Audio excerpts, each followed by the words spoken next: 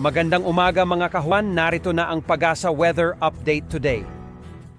Magandang umaga, narito na po yung update natin sa bagyong si Goryo na isang typhoon na po as of 5 a.m. ngayong araw ng Martes, August 12, 2025.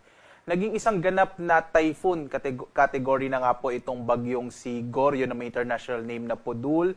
Huling namataan 745 kilometers silangan ng Itbayat sa lalawigan ng Batanes. Taglay yung pinakamalakas na hangin na umaabot ng 120 kilometers per hour malapit sa gitna at pagbugso na nasa 150 kilometers per hour. Kasalukuyang kumikilos ito, pakanluran sa bilis naman na 25 kilometers per hour. So lumakas nga po itong bagyong si Goryo at typhoon category na po. So ibig sabihin ng typhoon category natin kung ito ay tatama sa lupa ng Pilipinas hanggang signal number 4 yung pwede nating itaas na tropical cyclone wind signal. Pero sa ngayon, wala tayong nakataas na anumang tropical cyclone wind signal sa anumang bahagi ng ating bansa. At makikita nyo, wala pa rin direktang epekto ang bagyong Goryo sa anumang bahagi ng ating kapuluan. Kahit po yung habagat, hindi pa rin napapalakas ng bagyong Goryo.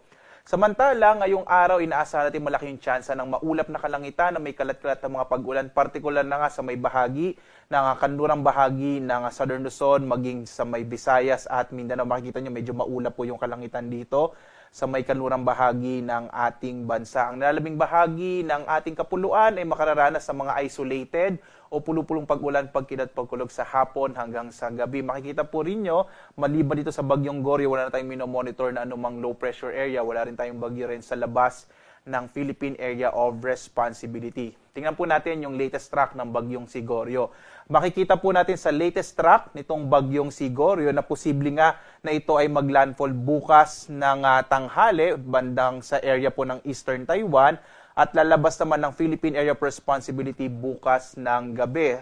Sa ngayon, wala pa rin tayong nakataas na tropical cyclone wind signal pero kung magpapatuloy or kung magsa-southward pa yung movement ng bagyo or patuloy siyang lalakas, hindi natin inaalis yung posibilidad na magkaroon tayo ng tropical cyclone wind signal, partikular na sa may bahagi ng Batanes, isa sa may extreme northern Luzon. So posible po yon today or tomorrow, no? Pinakamaaga po ngayong araw, posibleng magtaas ng tropical cyclone wind signal kung mas lalapit pa itong bagyo or mas lalakas pa siya at maaring mahagip nga ng trough nito yung extreme northern Luzon. So forecast po natin para sa araw na ito, inaasahan natin malaki yung tsansa ng maulap na kalangitan na may mga pag-ulan, partikular na dito sa may bahagi ng Mimaropa. Ang nilalabing bahagi ng Luzon ay bahagyang maulap, hanggang sa maulap yung kalangitan na may mga isolated o pulupulong pag-ulan, pagkilat pagkulugan na sa hapon hanggang sa gabi. Agwat ng temperatura natin sa Lawag, 25 to 32 degrees Celsius, sa Baguio, 17 to 24 degrees Celsius, sa Tuguegarao naman, 25 to 33 degrees Celsius, sa Metro Manila hanggang 33 degrees Celsius, sa Tagaytay, 22 to 29 degrees Celsius, habang sa Legazpi, 26 to 33 degrees Celsius. So makikita po natin malaking bahagi ng Luzon, medyo mainit na panahon pa rin ang mararanasan sa araw na ito. Sa bahagi ng Palawan, Visayas at Mindanao, malaki yung tsansa ng mga pag-ulan sa area ng Palawan at yung agwat ng temperatura sa Calayan Islands, 25 to 30 degrees Celsius. Sa Puerto Princesa, 25 to 31 degrees Celsius. Samantala, malaki din yung tsansa ng mga pag-ulan sa Western Visayas at sa Negros Island region, dulot yan ng hanging habagat. Ang lalabing bahagi naman ng Visayas ay makararanas ng mga isolated o pulupulong pag-ulan, pagkilat, pagkulog. Agwat ng temperatura sa Iloilo, 25 to 31 degrees Celsius. Sa Cebu naman, 26 to 32 degrees Celsius. Habang sa Tacloban, 26 to 32 degrees Celsius. Dulot yun ng habagat, magiging maulap yung kalangitan na may mga kalat-kalat na mga pag-ulan dito naman sa may bahagi ng Zamboanga Peninsula. Ang nalalabing bahagi ng Mindanao, makararanas sa mga isolated o pulupulong pag-ulan, pagkilat, pagkulog sa hapon hanggang sa gabi.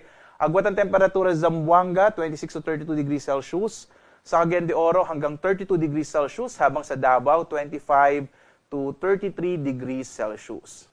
Samantala, dito po sa lagay ng ating karagatan, wala po tayong nakataas pa na gale warning, bagamat katamtaman hanggang sa maalon ang inaasahang magiging kondisyon ng karagatan natin sa may extreme northern Luzon. At posible nga po ngayong umaga, magtaas tayo ng gale warning base sa magiging latest na data natin, dahil lalo na nga po na medyo lalapit po itong bagyong si Goryo, partikular na habang ito ay bumabaybay patungo sa may bahagi ng Taiwan. Muli po, itong extreme northern Luzon, medyo mag-ingat po dahil inaasahan nga natin na posibleng maging maalon na yung karagatan sa bahagi ito ng ating bansa. Ang lalabing bahagi naman ng ating kapuluan ay inaasahan natin banayad hanggang sa katamtaman ang magiging pag-alon ng karagatan. Tingnan naman natin yung ating inaasahang magiging lagay ng panahon sa mga susunod na araw. Makikita po natin bukas magiging maulap yung kalangitan at malaking tsansa ng mga pag-ulan.